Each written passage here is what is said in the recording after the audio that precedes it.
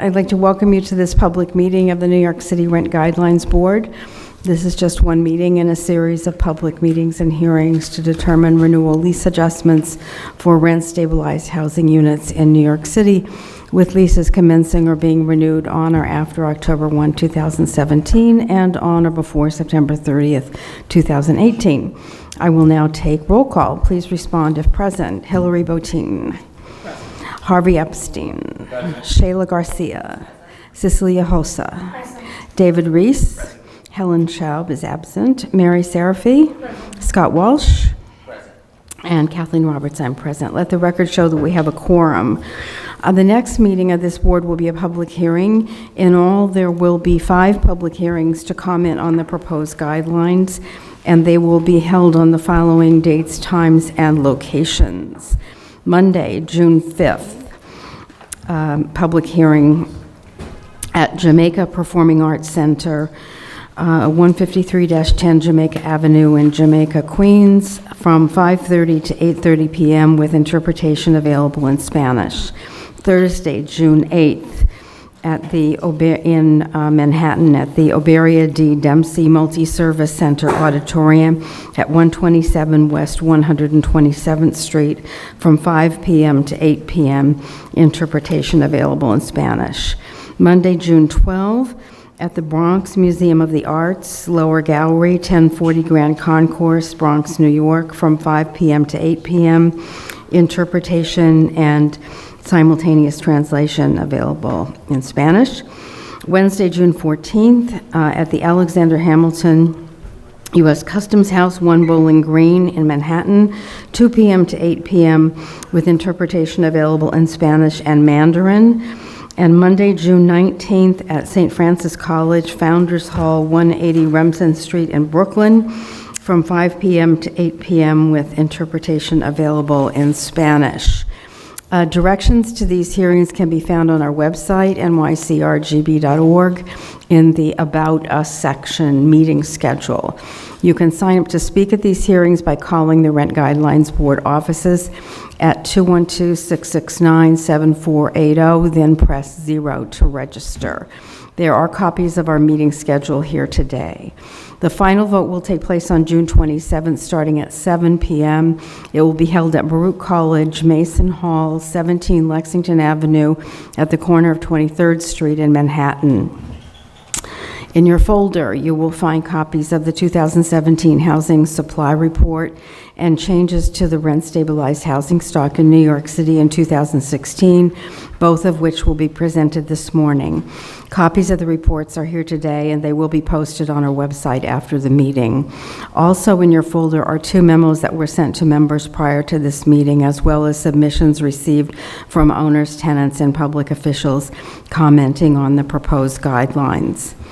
After the presentation of the RGB reports, we have a guest speaker from the State Division of Housing and Community Renewal, Deputy Commissioner Woody Pascal. In addition, Rafael Sestero, the President and CEO of the Community Preservation Corporation, will also be making a presentation. Any questions about the announcements? Okay, I will now introduce Danielle, who will be presenting the 2017 Housing Supply Report. Please note that there are copies of this report here today, and it will be made available on our website after the meeting.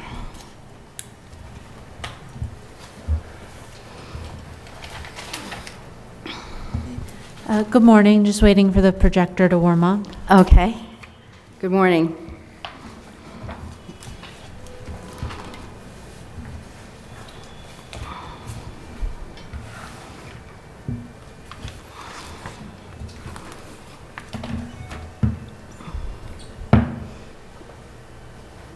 Sorry.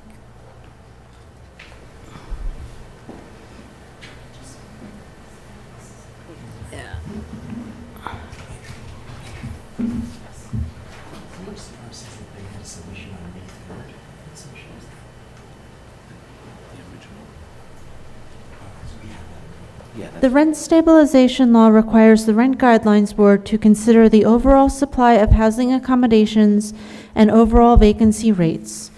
Therefore, our research staff produces an annual housing supply report which highlights year-to-year changes and trends in the supply of residential housing in New York City, with a focus on findings from the 2014 Housing and Vacancy Survey, new construction and demolition data, conversions and subdivisions, cooperative and condominium activity, housing rehabilitation, and government housing programs and funding. The major findings of this year's housing supply report are 16,269 building permits were issued in 2016 for dwelling units, a decrease of 71.2%. The number of new housing units completed in 2016 rose to 23,247, a 61.9% increase over the prior year. City-sponsored residential construction will add or preserve 23,408 affordable housing units to the residential stock, 74% of which are preservation projects. Demolitions decreased 2.0% to 1,849 in 2016, and there was a 31.3% decrease in the number of co-op or condo plans approved in 2016 to 8,671 units, while the number of approved plans fell by 3.1%. The number of units constructed with 421A certificates decreased by 17.8% to 4,493. The number of units newly receiving J51 abatements or exemptions decreased by 22.5% to 34,311. In addition, 12.2% of all rental housing is considered overcrowded, and the citywide vacancy rate was 3.45% in 2014. Preliminary findings from the 2014 Housing and Vacancy Survey, the triennial survey of the city's housing stock, were released to the public in 2015. We presented HVS findings in our earlier income and affordability study, and we report on data related to the city's housing stock for this presentation. New York City is unique in that a significant share of its housing is renter-occupied. The HVS reports approximately 2/3 of the city's housing stock is renter-occupied, compared to 36.5% for the nation as a whole. New York City has more than 2.1 million rental units, and slightly less than half of those are rent stabilized. Citywide, the New York City vacancy rate in 2014 was 3.45%. Vacancy rates also vary by rent regulation status. The HVS found a tight market among pre-war stabilized units with a vacancy rate of 2.29% in 2014. Post-war stabilized units also maintained a low vacancy rate at 1.63%, while private, non-regulated units were vacant at a 5.6% rate. The HVS reports that overcrowding varies by rent regulation status, with the highest rates among the stabilized stock. Overall, 12.2% of all rental housing in New York City is overcrowded. That is, there's more than one person per room on average. And 4.7% is severely overcrowded. That is, there's an average of over 1.5 persons per room. Pre-war stabilized housing is most crowded, with 15.0% overcrowded and 6.1% severely overcrowded, while post-war units are overcrowded at a rate of 14.6%, and severe overcrowding is at a 5.5% rate. Private, non-regulated housing is slightly less overcrowded at 11.3%, with 4.2% severely overcrowded. As this pie chart illustrates, about 2/3 of New York City's occupied housing stock is renter-occupied. The largest share is private, non-regulated rentals, 39%, followed by pre-war stabilized, 35%, other regulated units at 13%, post-war stabilized, 12%, and rent-controlled units, 1%. Danielle, can I just ask a question? How do we drive these numbers with HCR's numbers that we got last night? Because it's substantially different about stabilized pre- and post-war. These numbers are from the New York City Housing and Vacancy Survey, which is conducted by the U.S. Census Bureau in conjunction with Housing Preservation and Development, and they provide a list of apartments they believe are stabilized to the Census Bureau, and I can't really comment on why it's different. Certainly, some units don't register with DHCR. There could be an overcounting in the HVS. I can't say exactly. But the difference is about 200,000 units. It's not an insignificant number. Correct. Okay. Yeah, we've tried to find out before. There's not really a great explanation. Examining the number of building permits issued annually helps to determine the amount of new housing planned each year. Permit approvals for new dwelling units in 2016 decreased by 71.2% to 16,269, the first decrease since 2009. Permits rose by 176% in 2015 due to the looming expiration of the 421A program. In 2016, permits fell in all boroughs except Staten Island, including Brooklyn, which fell by the most proportionally, down 82.7% to 4,503 units. Queens also saw a decrease in permits, down 77.6% to 2,838 units, while permits issued in Manhattan fell 68.1% to 4,024 permits. And permits in the Bronx fell by 14.5% to 4,003 units. But permits rose in Staten Island by 66.5% to 901 units. First quarter 2017 permits increased by 193.9% in comparison to the number of permits issued during the first quarter of 2016, including double-digit increases in every borough, with the largest increases in Manhattan up 400.3%, Brooklyn up 335.1%, and Queens up 289.7%. Permit levels rose by lesser amounts in the Bronx and Staten Island, rising by 29.8% and 39.3% respectively. You can see from this graph that residential building permits decreased 71.2% in 2016, following a large increase in 2015, when developers rushed to file permits before the expiration of the 421A program. While levels fell sharply in 2016, they are comparable to many recent years, such as 2013 and 2014. While the city overall had a 71.2% decrease in permits to 16,269 citywide, this map shows the number of permits by borough in 2016 and the change from 2015. As already noted, permits fell by double digits in Manhattan, Queens, Brooklyn, and the Bronx, but rose by double digits in Staten Island.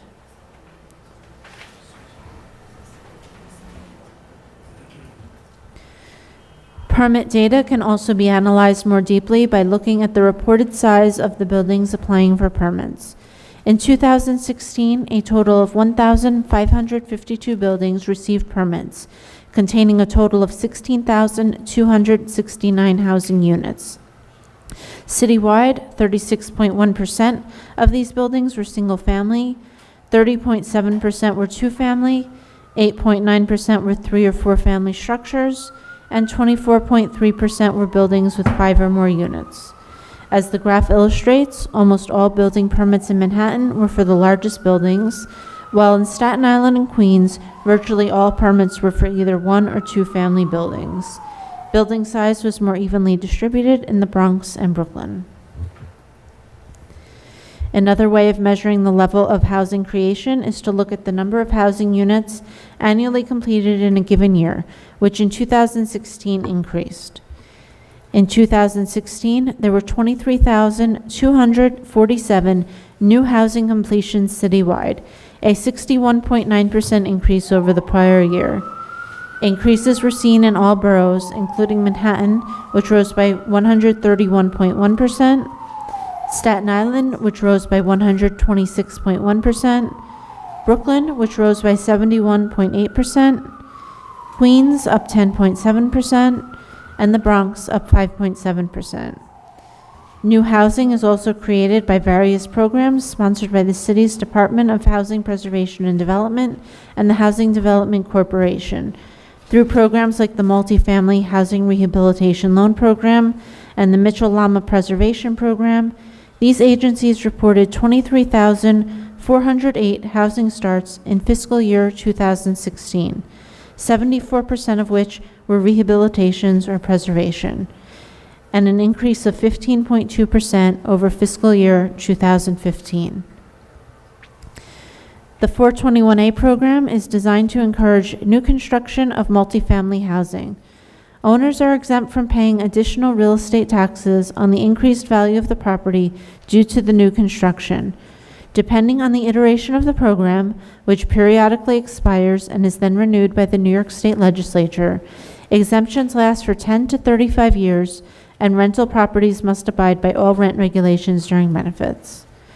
Participation has been rather variable in recent years, with both significant increases and decreases. But for the 5th consecutive year, the number of new 421A exemptions fell, decreasing 17.8%. A total of 4,493 units newly received 421A benefits in 2016, with 59.5% of those units in Brooklyn and 18.7% in Manhattan, while 17.2% of units were in Queens, and the Bronx contained 4.7% of the units newly receiving 421A benefits. No units in Staten Island newly received 421A benefits in 2016. Newly certified 421A units went down by double digits in Manhattan, Queens, and Staten Island, and rose by double digits in the Bronx and Brooklyn. As you can see in this graph, the number of apartment units newly receiving 421A benefits in 2016 decreased for the 5th consecutive year. Danielle, and how much is that because the law expired for 18 months? Can you determine whether these numbers are pre the expiration? These are pre-expiration. We should be seeing maybe the effect of that, coming up in the next couple years.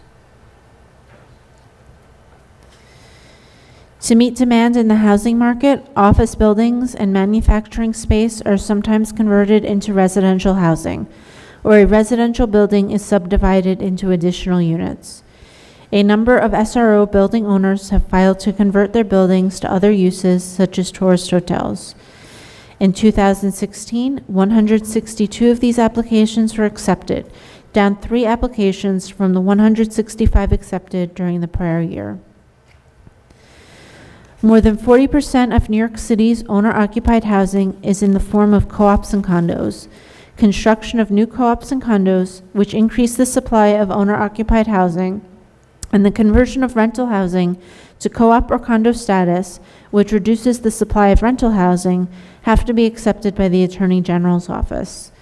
The number of co-op and condo plans filed in 2016 with the Attorney General decreased 3.1%, with a total of 282 plans containing 8,671 units, a 31.3% decrease in units. This follows 3 years of increase in accepted co-op and condo units. Similar to recent years, a majority of the 2016 plans were for new construction, a total of 210 plans with 6,653 new units. And 1,602 units in 27 plans were for non-eviction conversions, with the remaining 416 units in rehabilitation plans. Almost 2/3 of plans accepted were located in Brooklyn, with 63% of the share of accepted co-op and condo plans. And by borough, the most units within these plans were located in Manhattan, with 42% of the share of units citywide. As this graph shows, the number of accepted units in co-op and condo plans decreased for the first time since 2012. The green bar represents the proportion of accepted units that are condos, and the pink bars are accepted co-op units. In 2016, almost all accepted units were condos. So how many of these were co-ops that might have rent-stabilized units in them? I can get you that information.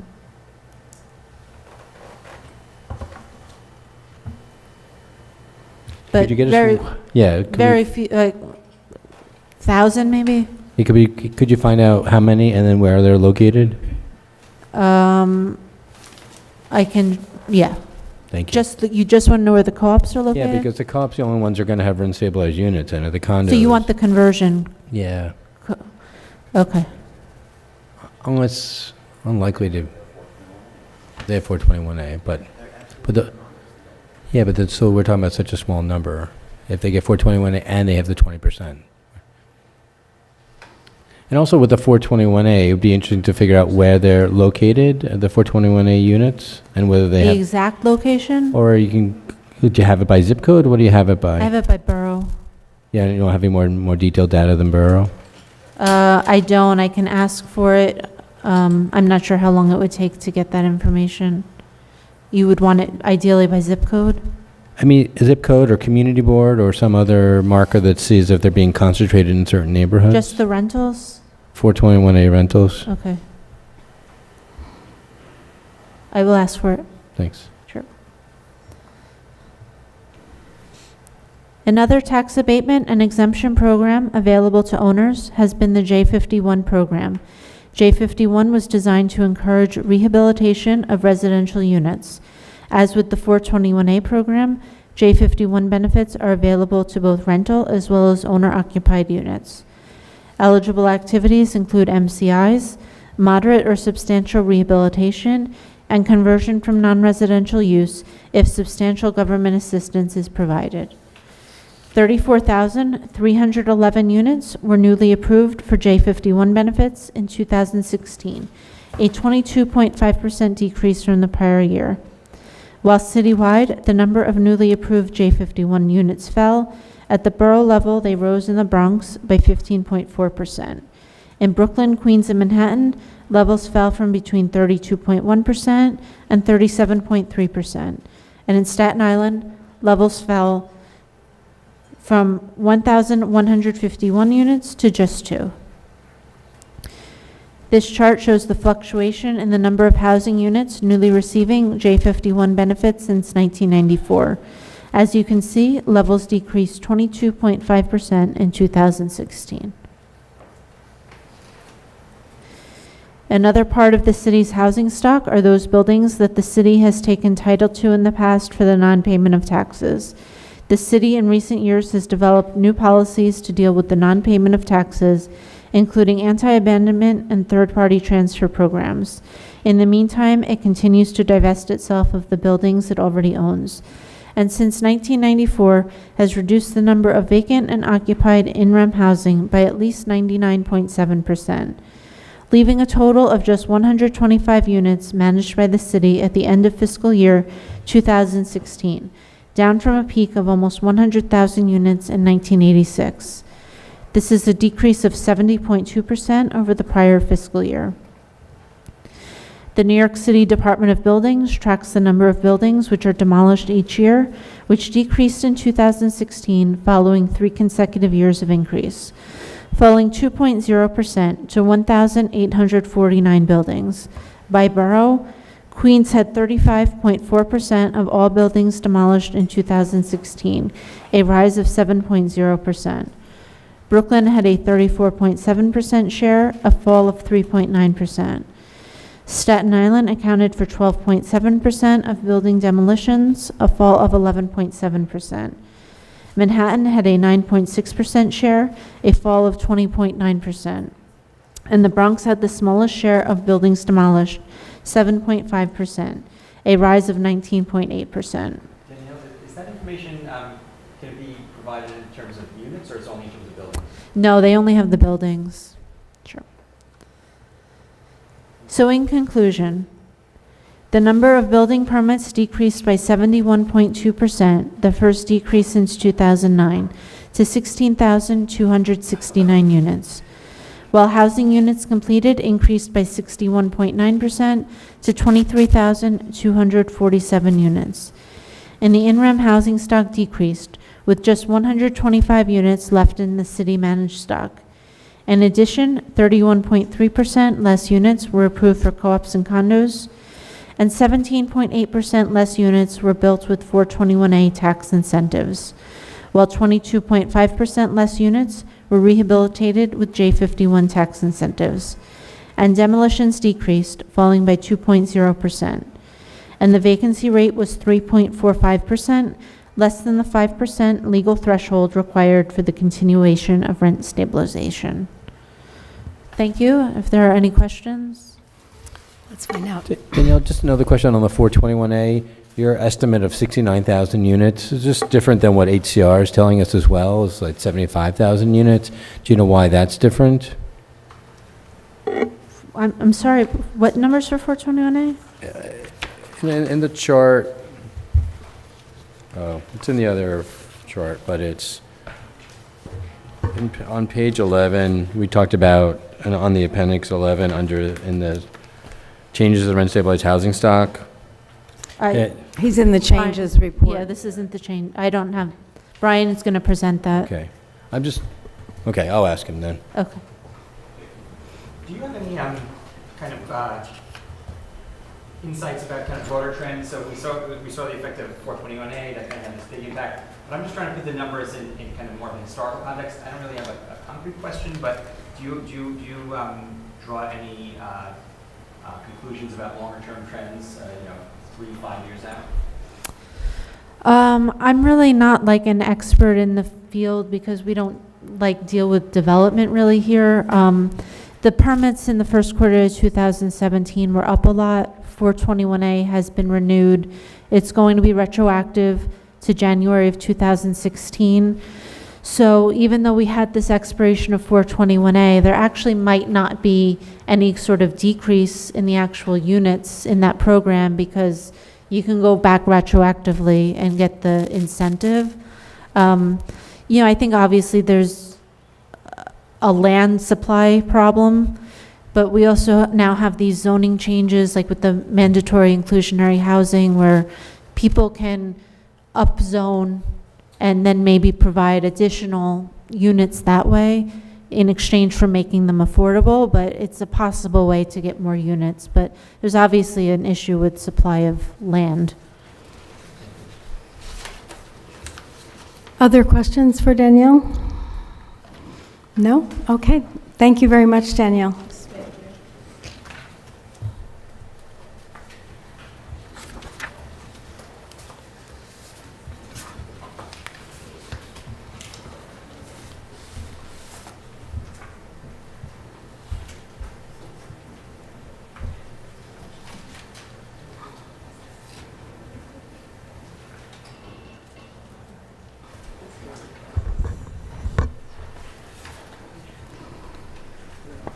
Good morning. I will now present the changes to the rent stabilized housing stock in New York City in 2016.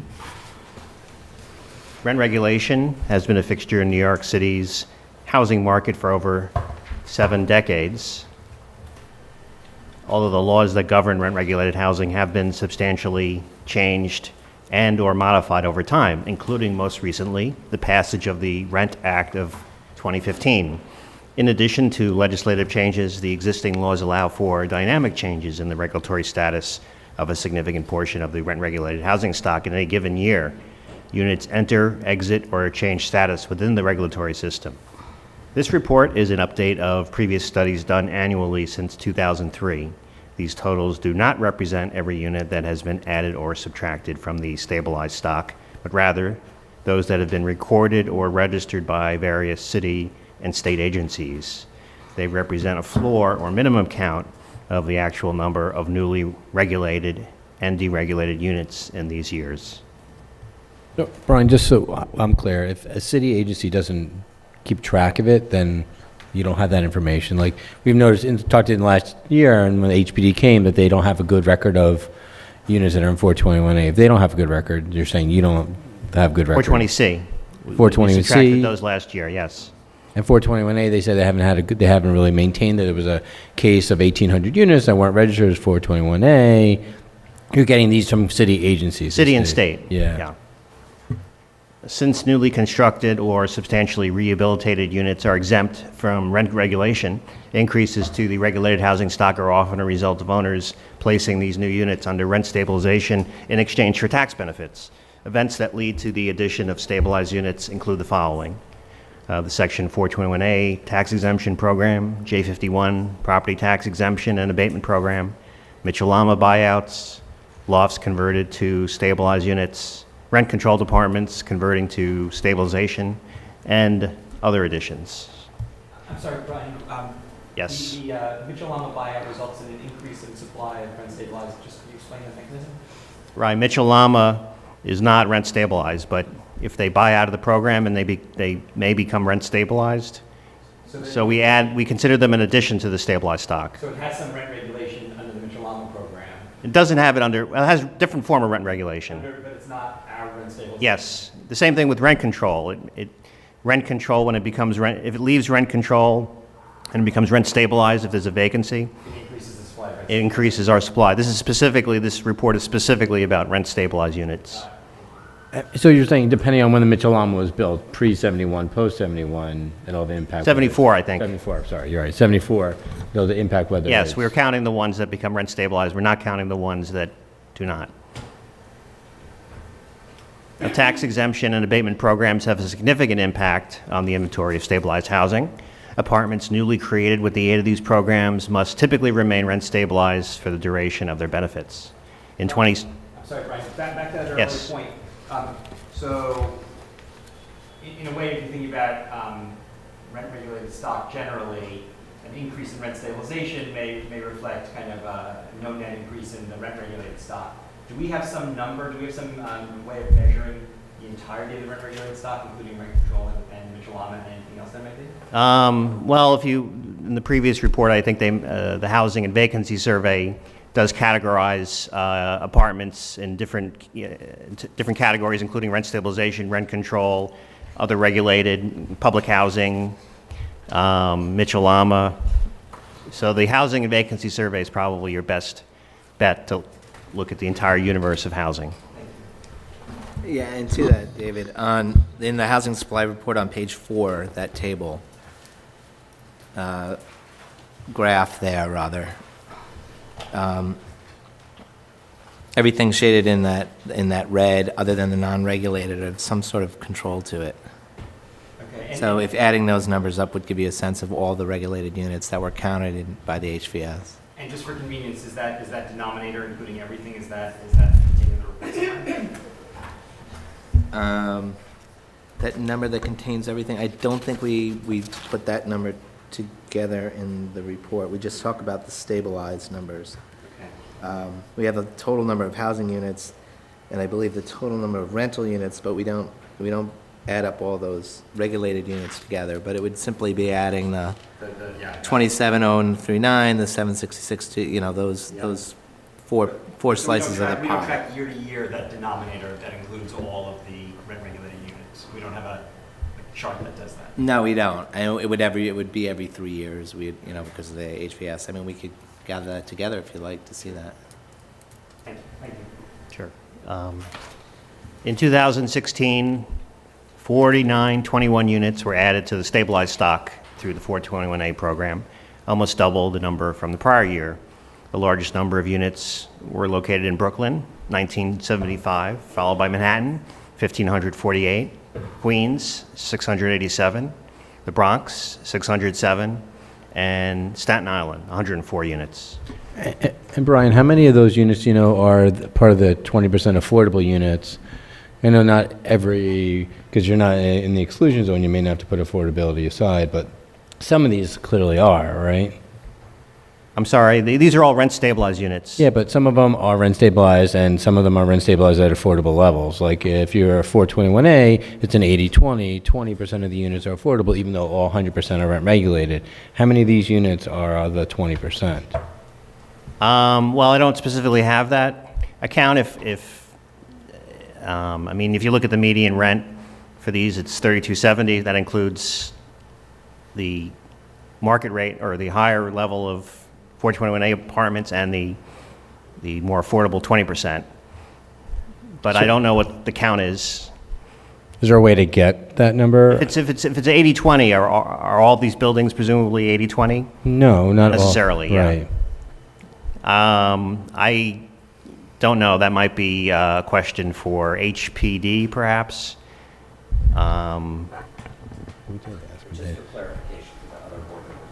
Can you turn on your microphone and, If it's a deep skew tax credit unit, it's income dependent, so it's in a rent stabilized building, but they don't follow the mandate of this board. So it gives you a. Explain that some more? So if you have a, is it under 60 AMI? 40 and 60 AMI units, which are considered tax credit units, that would fall into an 80-20. Those tenants are income qualified. If their income doesn't go up, their rent doesn't go up. So whatever this board does, those tenants are agnostic to. There are 80-20s that have a moderate and a middle income component, which can be AMIs of 80, 100, 120, up to 200 AMIs in some cases, and those people would follow the mandate of this board. So if we truly, to laser precision, needed to know how many of these units are affected by this board, that would require a much more in-depth study, just for clarification. I wonder if there's a way to figure out what owners are double dipping in that way, like getting tax credits and 421A versus owners who are just doing 421A, because that would be this distinguishing factor, right? We wouldn't call it a double dipping. I think that's a very big mischaracterization. But how many owners are just doing 421A versus having some other tax credit program? Is there a way to distinguish those owners?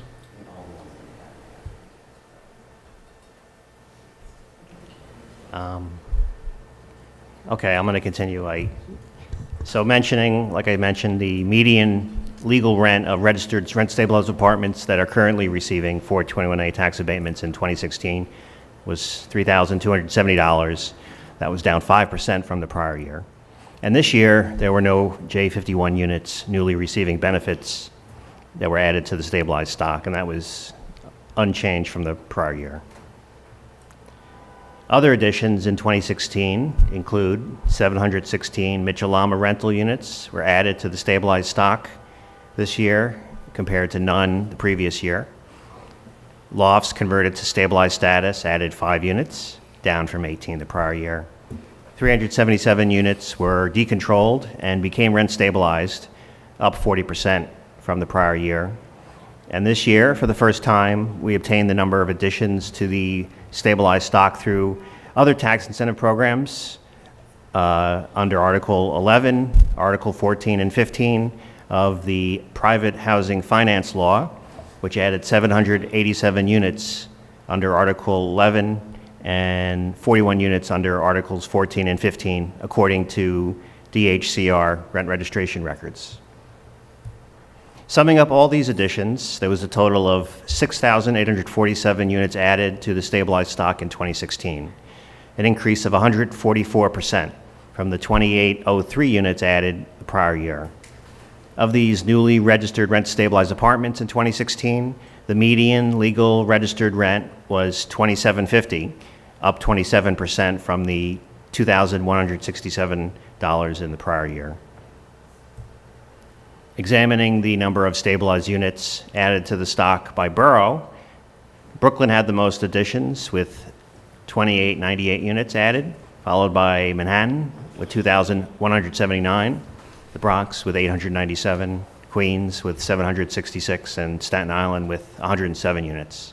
Brian, just to be clear, or for me to be clear, that would mean that upon vacancy, that median apartment would become deregulated. Is that correct? This is, the median apartment.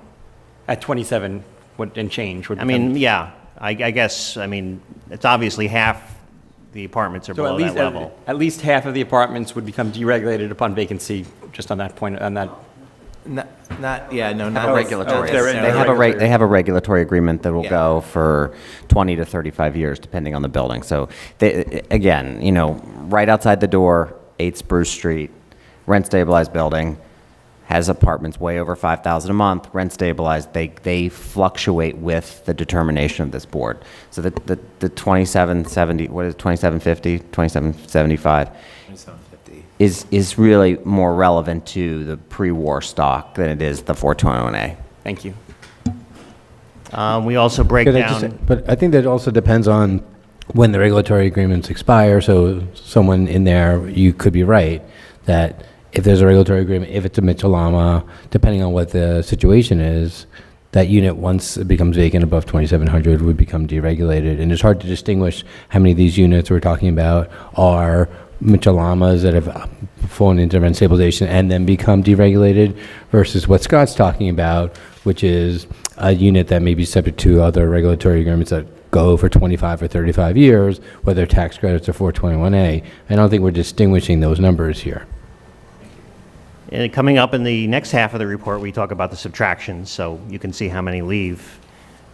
And also, if you want to know more by borough and by how each type of unit became rent stabilized by borough, you can see that in Appendix 2. We'll move on to the subtractions from rent stabilization. Deregulation of stabilized units occur because of statutory requirements or because of physical changes to the residential dwellings. Events that lead to the removal of stabilized units include high rent, high income deregulation, high rent vacancy deregulation, co-op condo conversions, expiration of tax benefits, including 421A and J51, substantial rehabilitation, conversion to commercial or professional status, as well as losses to the housing stock through such means as demolitions, condemnations, mergers of units, etc. The largest number of subtractions from the rent-stabilized stock were due to high rent vacancy deregulation, which since June 2015 occurs when the legal regulated rent of an apartment can reach $2,700 or more after being vacated. According to DHCR rent registration records of those owners who filed, at least 4,690 units were deregulated in 2016 under high rent vacancy deregulation, a decrease of 42% from the number deregulated the prior year, though overall it represents 62% of all the units removed from stabilization in 2016. By borough, the vast majority of these units were in Manhattan with 2,522, followed by Brooklyn with 1,132, Queens with 824, the Bronx 179, and there were 33 units on Staten Island. This graph shows the minimum number of units that have left the stabilized stock over the past 23 years since state law first permitted deregulation of units with rents above $2,000 upon vacancy in 1994, which increased to $2,500 in 2011 and $2,700 in June of 2015. The graph shows the increase that occurred annually in most years through 2009, the year with the largest number of units that left rent stabilization due to high rent vacancy deregulation. Since the peak in 2009, the number has fallen in most years, falling 5 of the last 7 years.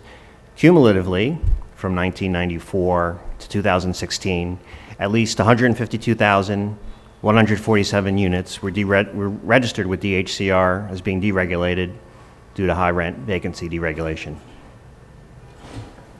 The other type of deregulation that occurs is high rent, high income deregulation, when the rent reaches the current threshold of $2,700 and household income exceeds $200,000. High rent, high income deregulation removed 146 apartments in 2016, 34% more than in the prior year. By borough, the vast majority of these units were Manhattan with 92 units, followed by Brooklyn with 30, Queens 23, a sole unit on the Bronx, and none on Staten Island. This graph shows the number of units that have left the stabilized stock due to high rent, high income deregulation since 1994, when it was first permitted. Over this period, at least 6,239 units have been deregulated due to high rent, high income deregulation. And every year except 2009 and 94, the initial year that this was permitted, the number of units deregulated has been less than 400, including this past year when there were 146. A 34% increase from the prior year. Apartments left rent stabilization for other reasons as well. Co-op condo status conversions, which include both newly converted units as well as stabilized tenants vacating apartments that were previously converted, totaled 665 units, up 8% from the prior year. Expiration of 421A benefits resulted in 749 units removed from stabilization, down 31% from the prior year. The expiration of J51 benefits resulted in 460 units removed, 60% more than the prior year. 216 units were removed from stabilization due to substantial rehab, 25% fewer than the prior year. 160 units were converted to non-residential use, up from the 13 units in the prior year. And other losses to the stabilized housing stock, which include merger of pre-existing units or demolition, resulted in 438 additional units leaving the stabilized stock, up 19% from the prior year. And looking at subtractions by borough, Manhattan saw the greatest decline, losing 4,229 units, followed by Brooklyn, declining 1,570, Queens down 1,243, the Bronx fell 440, and Staten Island lost 42 units. The breakdown of subtractions by borough and how they were deregulated can also be found in detail in Appendix 7. So summing up the subtractions this year, at least 7,524 units left stabilization, 30% fewer than in the prior year. Looking at the sum of both additions and subtractions to the stabilized stock in 2016, the study found an estimated net loss of at least 677 units. The vast majority of additions to the stabilized stock this past year were the result of 421A tax incentives, representing 72% of the additions, and high rent vacancy deregulation was the largest source of measured subtractions from the stabilized stock, accounting for 62% of the subtractions. This table, which is also in your report if you're having trouble reading it, shows the total number of additions and subtractions from all the programs in 2016. It includes 6,847 additions and 7,524 units removed, resulting in a net loss of at least 677 units. Brian? Yes. Just getting back to the conversation between Scott and Harvey, is there any way, is there any way we can get more granular understanding of the 421A, like those additions, how long they're going to be in the housing stock, the subtractions, how long they had been in the housing stock before they disappeared? Is that information? I don't think that's tracked in terms of length. It's too specific to each program. Okay, so we can't tie. So just to be clear, we can't tie particular regulatory agreements to the expiring stock or the entering stock. No, Okay. I don't think. I mean, we get the numbers each year from them. I think for them to go through and analyze each agreement, I think it wouldn't be available. Okay, thank you. Actually, the agreement, the terms of the agreement are actually maintained at the Department of Finance. So this is DHCR. All they're doing at DHCR is regulating those units. But Andrew, And registering them. So it's actually the finance that's tracking how many years and when a unit would fall out of the regulatory agreement, because they're the ones doing the tax bills. We also get numbers from HPD for the report. yeah, and after HPD came, they were going to give us information around some of these issues, like how are they tracking 421A, what are the units? So they have it, and finance has it. I'm not sure why we can't get it if they all have it. Well, I don't know if we can correlate the unit that's leaving to those programs that are expiring, and it would be a lift, because we need the address of the units that are leaving the stock, where we usually get summary data of those units. So we'd have to find out the addresses of where those units are leaving, and then we'd have to match it with the regulatory agreement that building is involved with, and see the length of the term of that agreement. I mean, to measure the ones that are going in and the terms of agreements, when they were initially done, we probably can get that information, but to try to subtract them out may be a bit more difficult. And I have to use some creative thinking to see how we can match those two data sets. And maybe we also follow with HPD, because they were supposed to get us additional Yeah, data. they were, weren't they? Well, they were. Yeah. And so maybe... I'm working on that. Okay, so maybe in some of this data that maybe HCR doesn't maintain, but HPD does, since they have the regulatory agreements, they're the ones tracking to ensure that the people are actually following through. In theory, they have lists someplace, which they haven't been able to maintain. They should have a lot of this information available to them. Okay, this graph shows the net loss in the total number of apartments removed from stabilization since 2003, the first year that the RGB examined this data annually, through the most recent year, 2016. And like I said, the study in 2016 found a net loss of 677 units, down substantially from the prior year. Cumulatively, over the last, since 2003, the last 13 years, the graphs show a net decline of 108,923 units over this period. And if you go back further, for the period between 1994 and 2016, the RGB has counted 132,402 additions to the stabilized stock and 284,301 subtractions from the stock, resulting in a net loss of stabilized units of at least 151,899 units over those 23 years. Thank you. I will now take any additional questions you may have. Any questions for Brian? Can I go back to that chart 11, Brian, just on Appendix 1 on page 11? I apologize, it's early. It's like the additions, you say 69,000 for 421A, but in the statement we got last night from HCR, it says around 75,000. Like, where are we getting these data points from if... There may be some difference because the period covered in some of these numbers is, if these numbers are from DHCR, they're the registration year from April 1st to March 31st. If we get them from other sources like HPD, it's the calendar year. So there's some variation because of that. But that number is their 2016 number, and you say it's 69,000, they say it's 75. I think that the 421A additions, I believe they're from HPD, not DHCR. Thank you. So it covers a different period.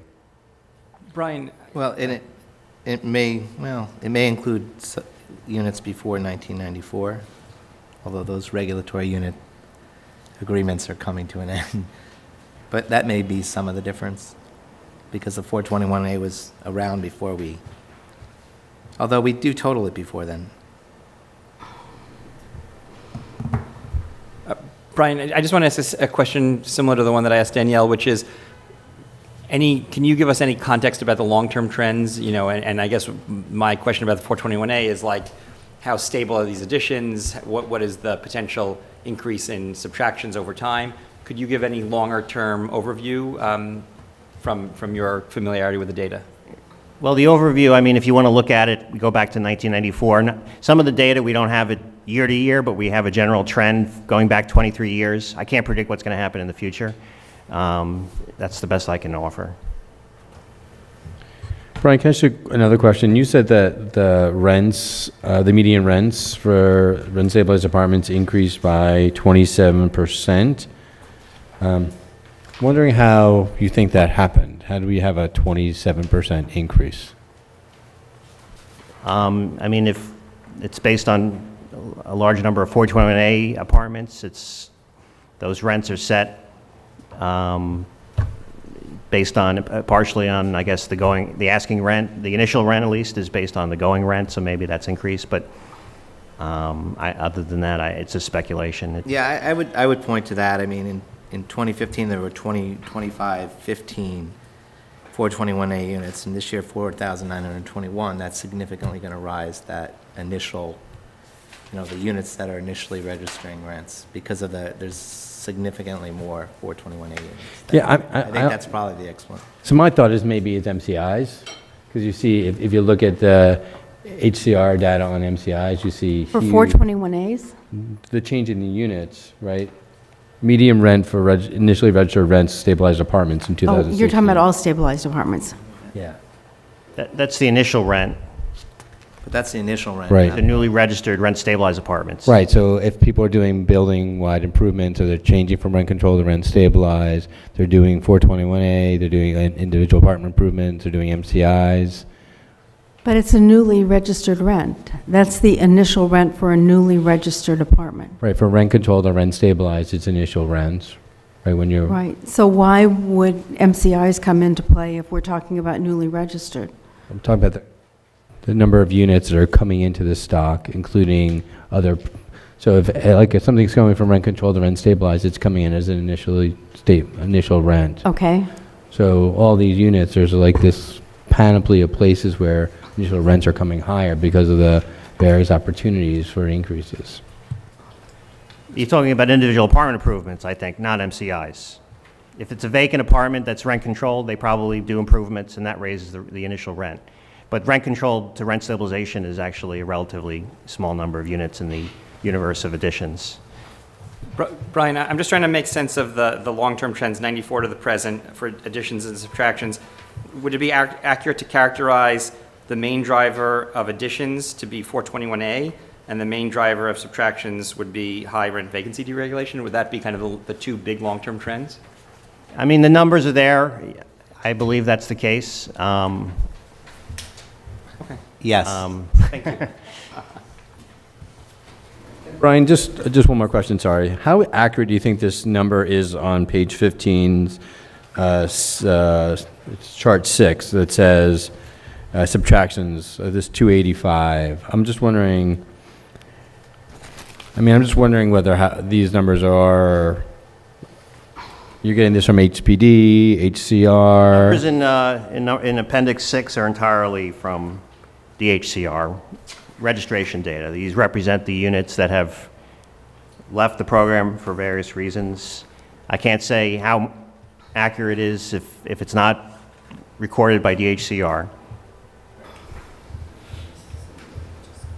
The number is a floor, Yeah. because there are units that had left stabilization that didn't register with DHR, if that's the point yeah, which is true. It's a floor, it's not. Right, so it's at least 285. Yes, Right. which is what we point out in the beginning of the report, that all Right. these numbers are a floor because There that's may what's been reported. Owners may have never registered it in the first place, and then, Well, there was a change in the registration of the requirement to register. Up to 2000, there really wasn't much enforcement or any, I don't even believe the law said they had to register, they were leaving. And then there were changes to the law, and in most current change, was it 2011, Brian, where they were then absolutely required? It may be a question for the It's HCR. indicated in the footnote. There's a footnote that explains the It says 2014. 2014. It's a footnote to Appendix 6.